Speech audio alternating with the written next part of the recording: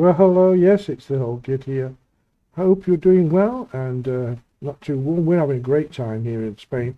The temperatures are really fantastic, and up in the well, right now it's 7:30 in the evening, and it's still where are we? Just 32 degrees where I am. Obviously, I've got the air conditioning on because we would be very, very hot. No windows open. Anyway, the old git, that's me. I've just got to say thank you to somebody who subscribed to my channel with a nice amount of money, which I'm very grateful for. My channel on Rumble, that's where they subscribed, and I have now over 700,000. I mean, we're going up towards 800,000. I hope to make 1 million views very soon, and there's people who watch regular now because they sort of comment on the TV programs as well, which is the main TV station, which is www.bestbeforetv.com. Go there. You can watch on there the live TV 24/7, 24 hours a day, or you can actually go to Rumble and look for Best Before TV or Reto TV, and you'll find it there. But thanks again, that person who's subscribed. Now, I want more of you to subscribe. I can buy some new equipment because I do this all on my own, and I'd like some equipment that can make it easier to me because I have to faff about pressing buttons and finding things and blah, blah, blah. You know what it is. Anyway, my rant. I'm allowed a rant because of my age. Yes, and just about my age. And 1 month's time, well, less than that now, isn't it? Yes. August the 20th is my birthday, 73. So I've been on this earth a long time. And I've watched the decline of the UK, and it's very sad that what I've been watching. So today, I want to get rid of this horrible man, but we're going to get another horrible man named Andy Burnham, no matter what you think. I was going to talk about Nigel Farage as well, but I don't want to. I want to do that all about Nigel because I think that the government are using lawfare against him. They're trying every which way they can to get rid of him because they're afraid that he'll be the next Prime Minister, which he should be, because if he isn't, well, everybody, you're in for a rough ride. But anyway, Prime Minister Keir Starmer is not officially direct, and we're going to talk about the things he's been doing and done, and how it moves into what Andy Burnham will be doing when he takes over. So he's not officially or directly banned freedom of speech, for example. But the government has faced severe criticism for accelerated speech restrictions and enacting an Online Safety Act in 2023, which is now being sort of bastardized to fit all what they want it to fit. Critics argue this erodes civil liberties. Well, I think it does. If you want to go in the local pub and call somebody a big fat rat bag, and he takes offence and he blacks you on the nose, well, there you go, consequences. It's not up to the government to interfere in what people say. I remember in the 70s and before that, when lots of black kids who came to join, came in to the area where I lived, and we got on very well. There was no, I'm talking about people from West India, from Jamaica. These people came in, and they settled down, and and they had the banter. They used to call me names, I used to call them in a joke, but it was taken as a joke. And then I remember watching the Toxteth riots on the TV with about 4 of my black mates sitting watching it as well together. We didn't know what this word racism was all about. It was about, but we didn't. We lived in an area where everybody mucked in, and I think it's still a lot like that even today. But it did change after those riots, because all of a sudden my friends were less, shall we say, happy about me calling them names. But I didn't care. They shouted, "Oh, it's Sharky White." He said, "What's up?" "What's up, Sambo?" Well, that's not a nice thing to say now, but then it was a joke, because people have put a different meaning on everything. It wasn't meant in a derogatory way. It was meant as a joke and a laugh, and we all laughed.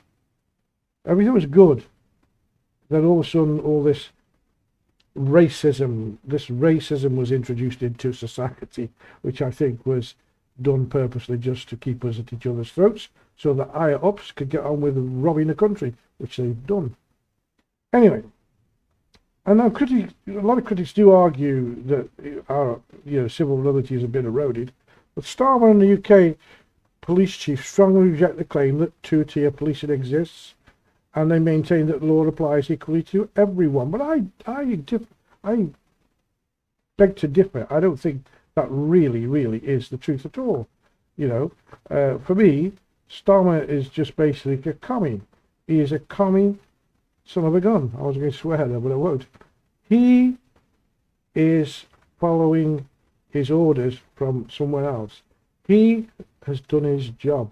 But we'll come to that. Now,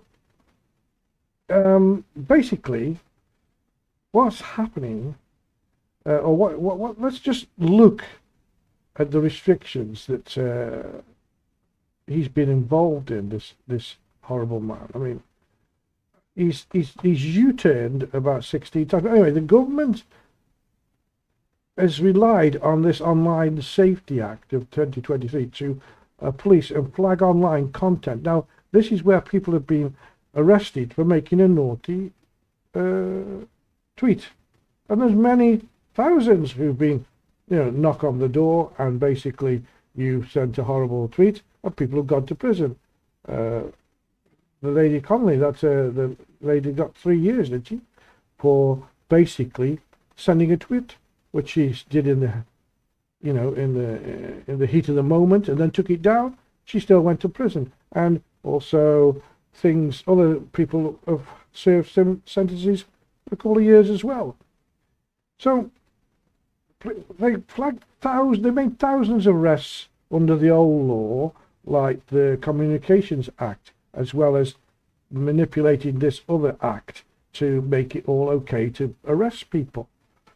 Now, the Higher Education Act, for example, Starmer's government quashed the implementation of a Higher Education Freedom of Speech Act, arguing to endangered student safety. Now, I don't think that, again, people should be allowed to have the opinion they want, even if it's horrible.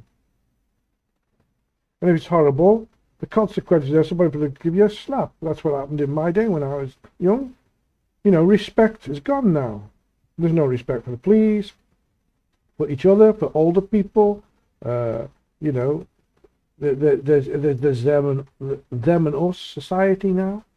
It's horrible. It's horrible. I've seen these changes over the years, and it's really horrible. And there's lots of policy shifts. While not a complete ban. Some of these policies sort of say, oh well, freedom of speech is not absolute. They can't say that now, because freedom of speech should be absolute. We should be able to say whatever we want.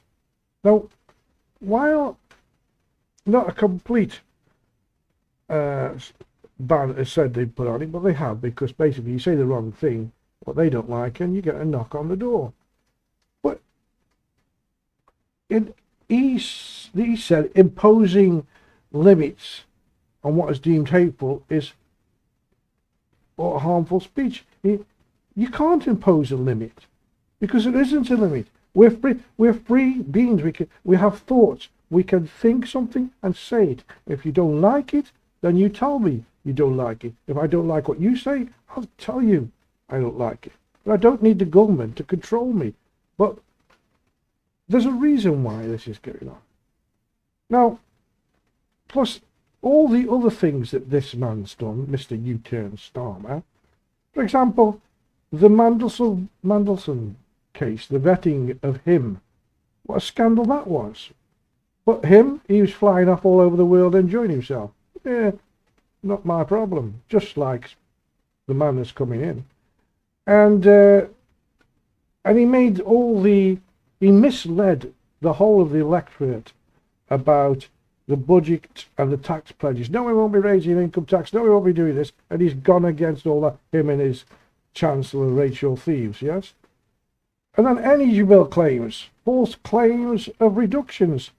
People now in the UK probably pay the highest amount of money for their electricity than anybody else in the Western world, I think. And then the situation with Diane Abbott. I know she's a mother of the house or whatever, and you know she's a bit of a card. She's come up with a few things now and then. The situation, he misled the public as well over her suspension. And don't forget, he flip-flopped about 16, he did about 16 U-turns, and I think these things are Starmer's legacy. He has no legacy for anything good. Now, let's just move it on a little bit, shall we? You know, this two-tier policing that they keep on about, we're going back to this, so I think this is the biggest thing that he did wrong, and now everybody's suffering for it. I mean, critics, including Reform leader Nigel Farage, allege that police give preferential treatment to certain ethnic groups or politically favoured protests while heavily penalising others. Of course they do. Of course they do. People have been going out, listen, I believe that you should have the right to protest, but peaceful protest and in an orderly manner and get your point across. I don't believe that you should be defaming British culture. You shouldn't be bringing down statues of people or desecrating churches or asking for your own laws and being out there shouting what they shout on the streets about from the river to the sea and all this rubbish about Palestine. I've read the history books. I've gone back right back to, you know, I think fourth century. I forgot. It really crazed me because I wanted to know where Palestine came from. There's no such place as Palestine, and there isn't. Okay, and the people, the Jewish people, were there way before the word Palestine was invented. But that's another story, and we can cover that another time because it's still going on, and this government has done nothing about these people who've been defaming the streets for the last couple of years.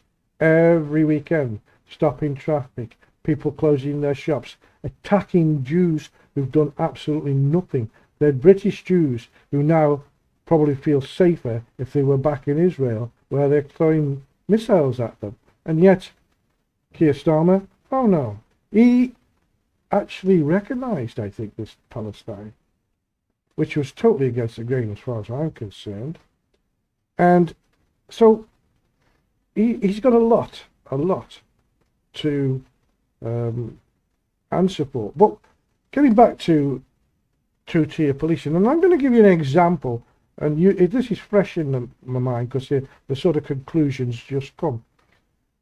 Now, the example is in Manchester Airport, the attack on the police officers, the lady police officers, the airport brothers, you know, that attacked the poor police lady, broke her nose, left in a riot state, yes? Now, that happened on June the 26th, 2026. Oh, no, sorry. No, sorry, that's when he's actually been sentenced. Let's start that again. On June the 26th of this year, 21-year-old Mohammed Fahir Amez was sentenced in Liverpool court to 3.5 years in prison. Now, let's go back to Miss Connolly there, who got 3 years just for a tweet.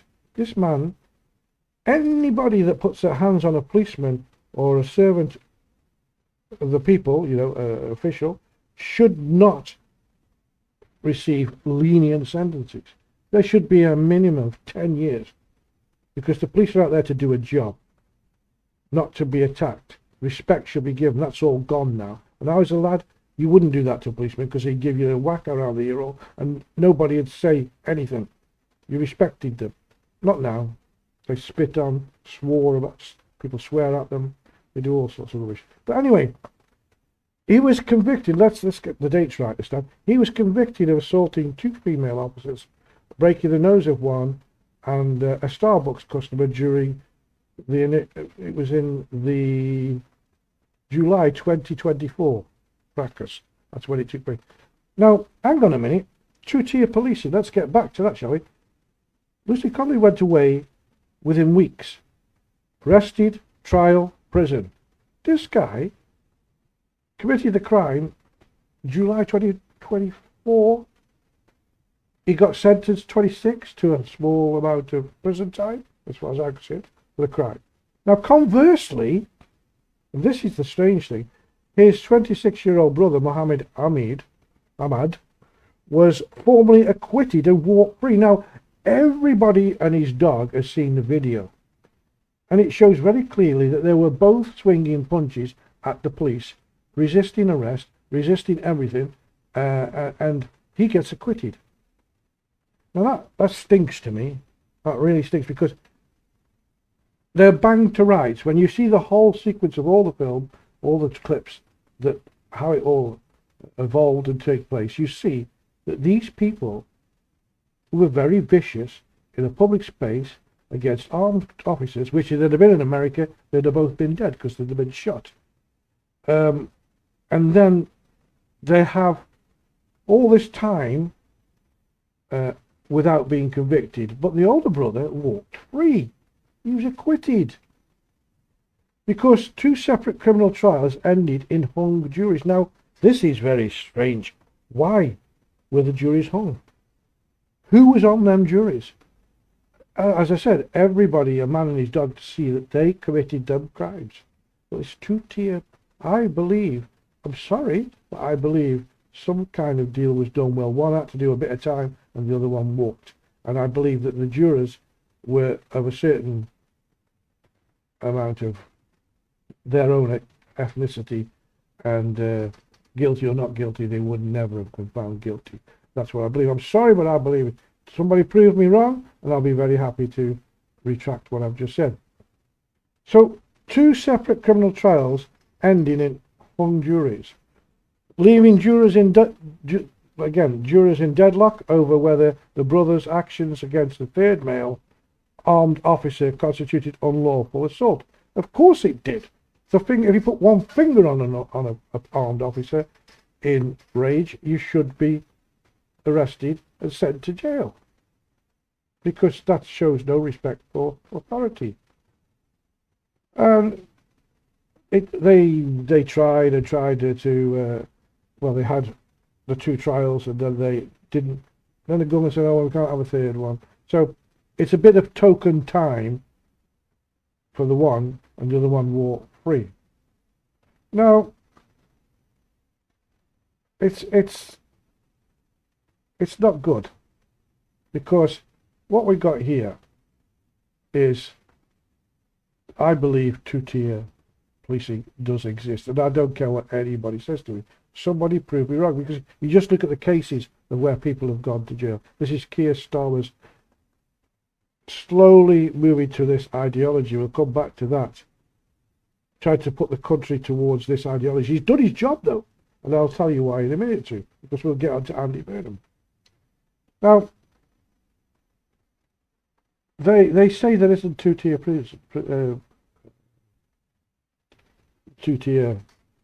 law in the UK, but I believe there is. Starmer and the Attorney General dismissed the idea of 2-tier policing or a 2-tier system, citing a zero-tolerance crackdown following the 2024 riots as proof that severe disorder is punished forcefully. Yes, it was, but it wasn't. It wasn't left-wing people, was it? It was people who were rioting for a reason, a good reason. You know, maybe they went too far, some of them. But, for example, I think one gentleman of age 60 ended up being sent to prison and died in prison, got 2 years.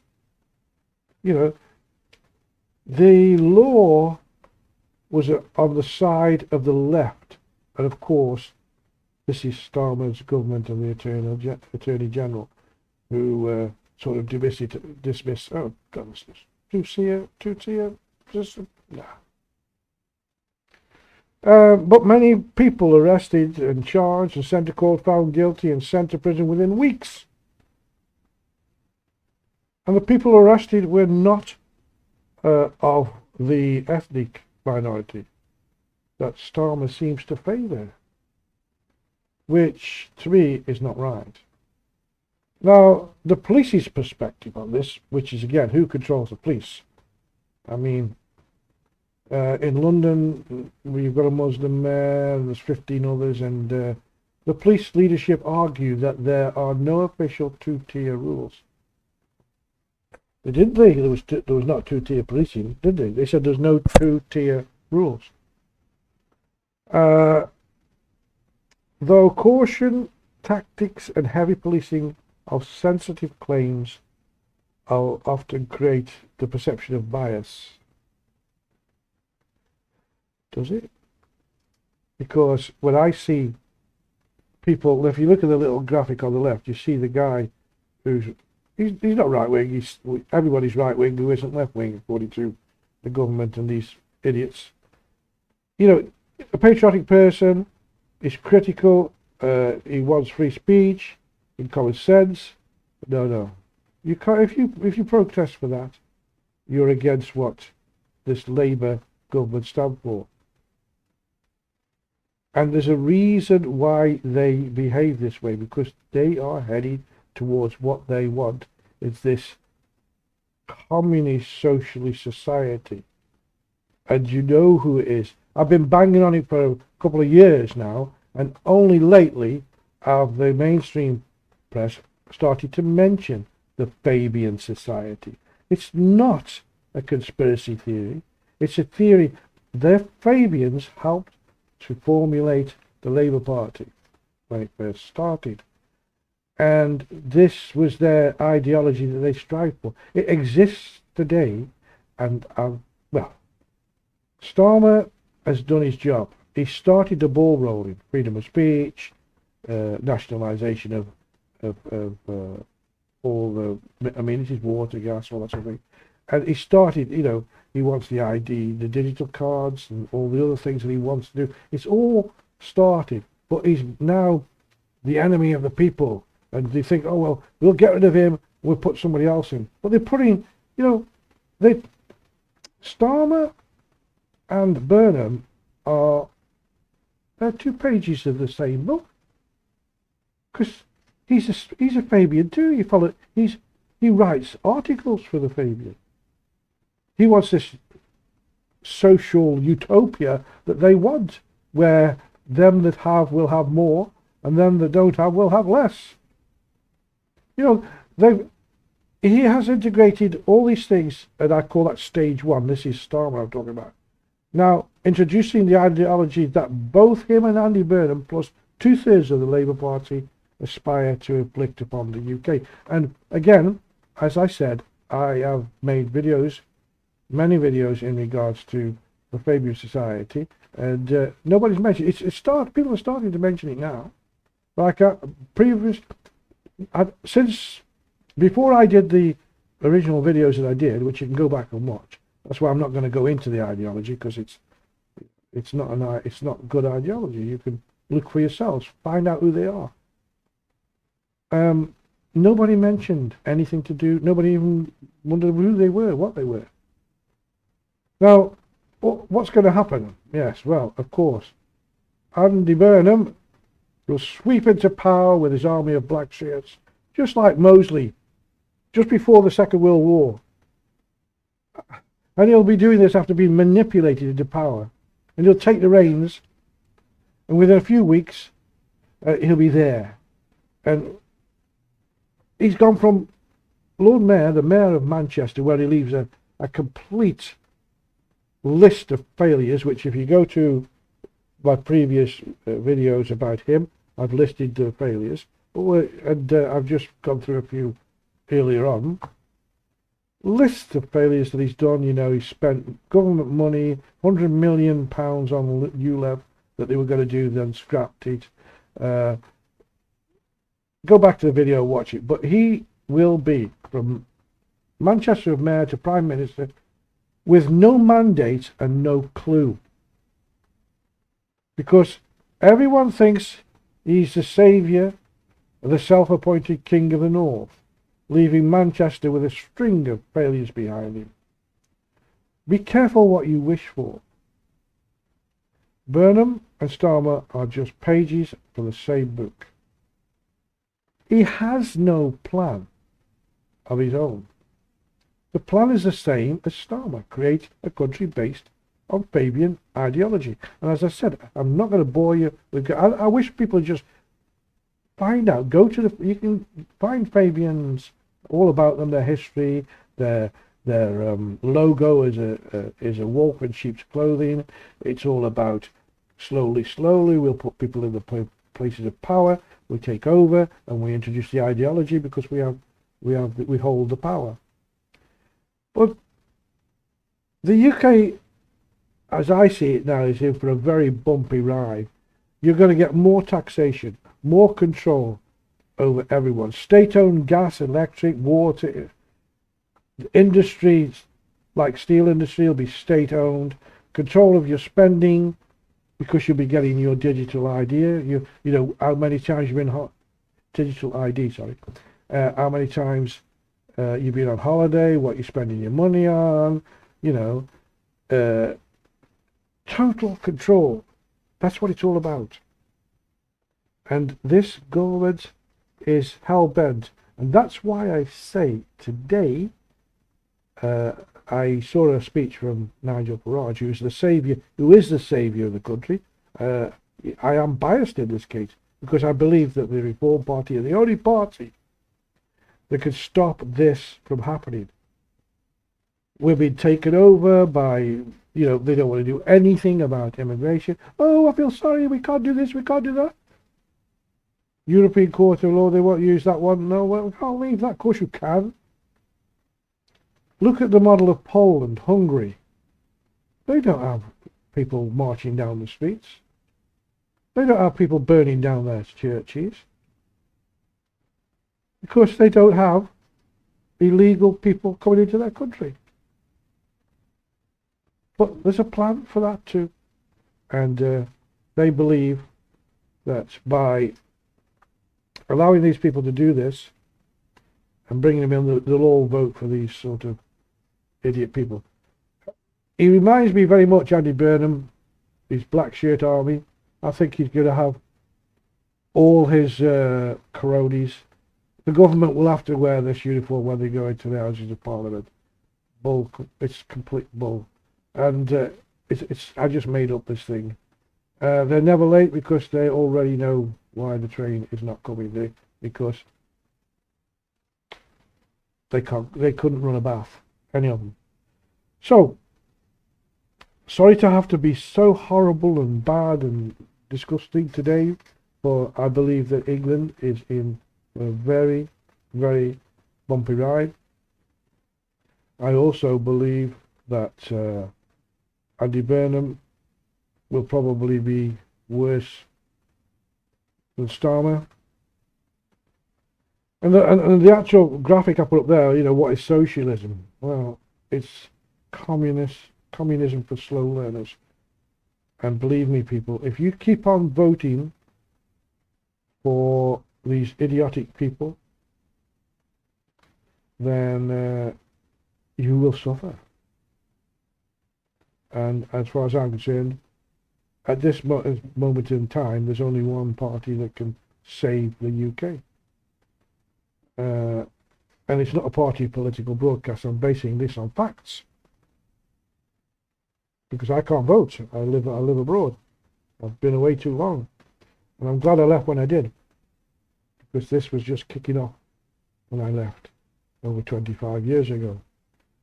And I could never go back. My personal experiences with my family. My family have suffered in England.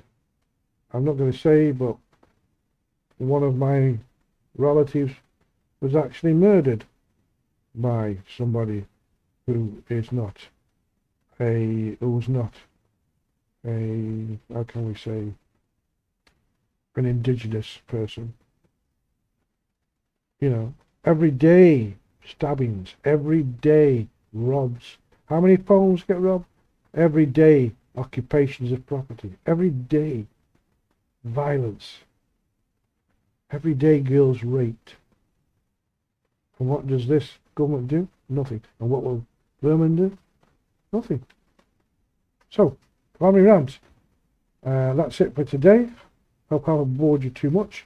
But I will be coming back. I have some other things to do on another video that I'm putting together, which you'll find hopefully interesting. So get there, put your best foot forward, and see. But if you want to save the UK, there's only one way to go. Just before I do go, I've got to mention there's another person I want to mention, and I want to big him up.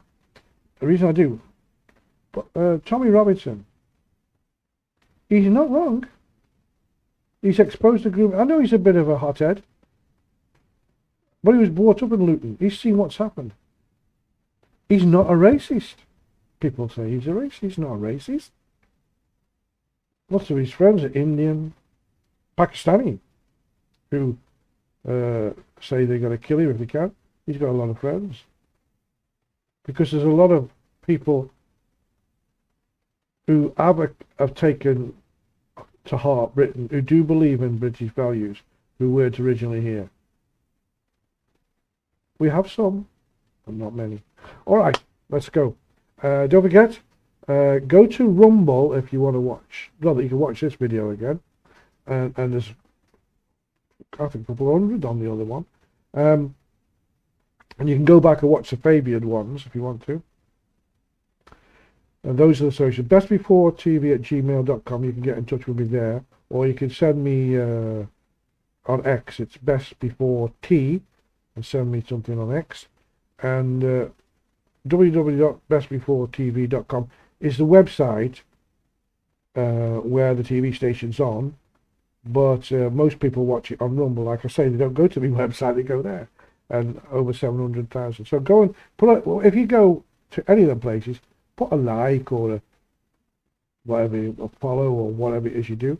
And I want some more subscribers like this person who just started. Until the next time, anyway, it's the old gift. He's saying, stay safe, and until next time, be good. And I'm gone.